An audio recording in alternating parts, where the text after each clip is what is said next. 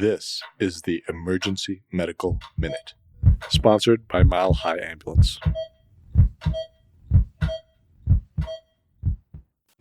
Today we're going to talk about neuroleptic malignant syndrome. This is the life-threatening toxidrome caused by an adverse reaction to anti-dopamine medications or by the rapid withdrawal of pro-dopamenergic medications. The first case of NMS in 1956 was reported following the administration of thorazine. Earlier data suggests that 0.2 to 0.3% of all psychiatric inpatients receiving neuroleptics got NMS, with earliest reports having a 76% mortality rate. Although the incidence has gone down, this is a life-threatening condition that cannot be missed in your emergency department.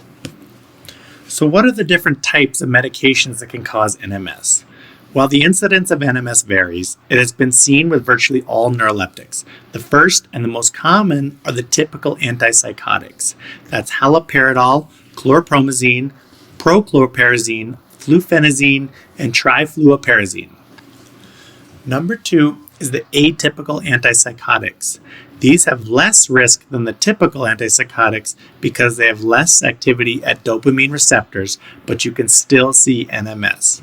Examples of this are Risperidone, clozapine, quetiapine, olanzapine, aripiprazole, and ziprasidone. Number 3 are anti-emetic agents that have anti-dopamenergic activity. These are Metoclopramide, promethazine, and haloperidol, but not ondansetron. Number 4 is the abrupt withdrawal of dopaminergic agents. Examples of these are levodopa that is used in Parkinson's disease. So let's talk about the mechanism of action. The exact cause of NMS is unknown. Due to the mechanism of these drugs, the blockage of central dopaminergic D2 receptors is the leading hypothesis.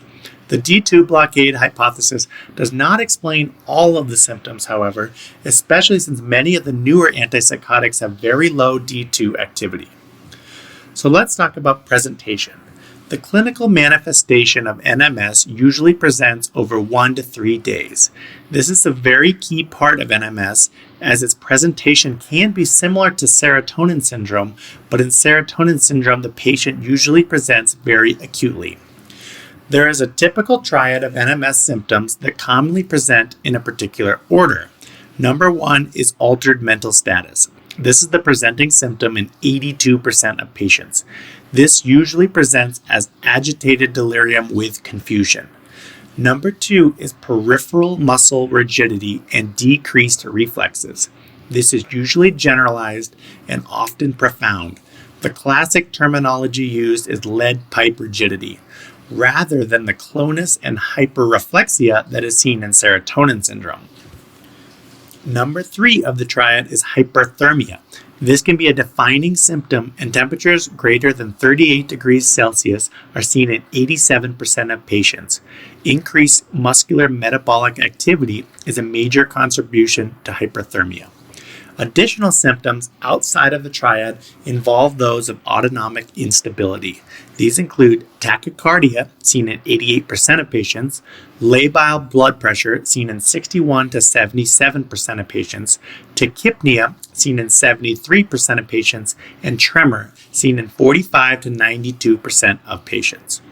A recent study of 340 NMS cases showed that 70% of patients followed the typical progression of mental status change to lead pipe rigidity to hyperthermia to certain autonomic dysfunction symptoms. All right, guys, let's talk about diagnosis. One of the most important aspects of diagnosis is to consider the timing of symptoms. Remember that NMS typically presents over a 1 to 3 day period.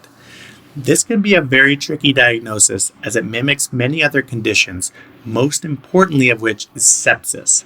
Some of the other common differentials include CNS infections, heat stroke, agitated delirium, status epilepticus, and drug-induced extrapyramidal symptoms.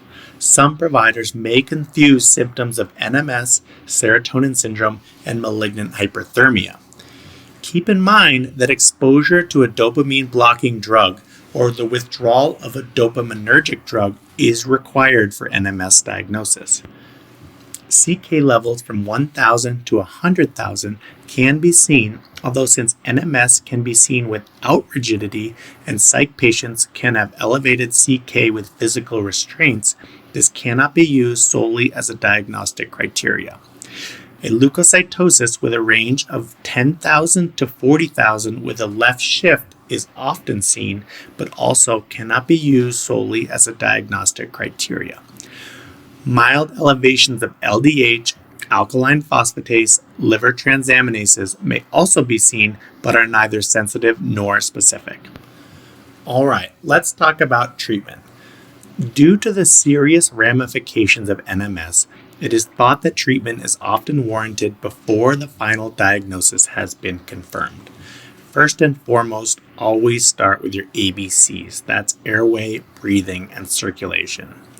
It is then important to always stop all anti-dopaminergic medications.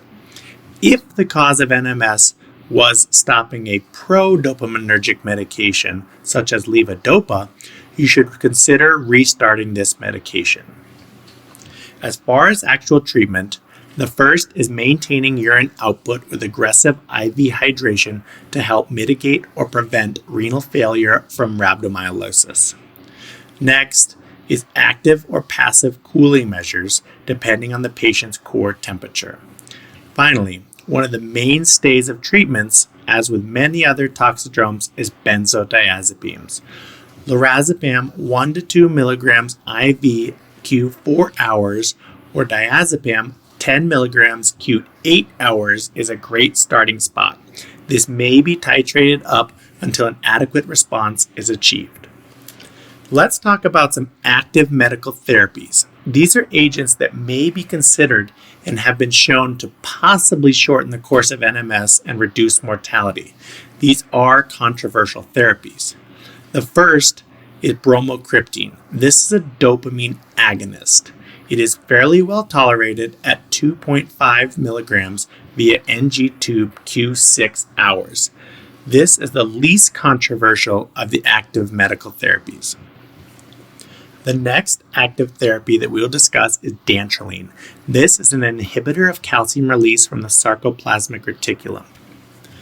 The risk profile for dantrolene is small but does include hepatotoxicity. The use of dantrolene for NMS is controversial but should be considered as it decreases skeletal muscle activity by inhibiting ryanodine receptors and thus calcium release. This drug is classically used for malignant hyperthermia, but may be used for NMS. The third active medical therapy is amantadine. This increases dopamine release. An initial dose of 100 milligrams PO or NG is preferred. Of all the active medical therapies, amantadine is used the least frequently. All right, guys, let's talk about disposition. The mortality for NMS still sits around 10% if not recognized and treated appropriately. Most patients will have a full recovery in 2 to 14 days. You must wait at least 2 weeks before restarting any neuroleptic medications. Close inpatient monitoring should be done for the first few days after diagnosis. All right, guys, let's do a quick recap. NMS can be seen with any antipsychotic or the withdrawal of any dopaminergic medication. It presents very similar to sepsis, heat stroke, meningitis, and CNS infections. The typical order of the triad of presenting symptoms is altered mental status, rigidity, and hyperthermia. Autonomic dysfunction may or may not accompany this triad. Remember that this usually occurs over a course of 1 to 3 days. The treatment for NMS is to stop all anti-dopaminergic medications. Supportive care, including your ABCs, should be your first course of action. Benzos are your mainstay of therapy.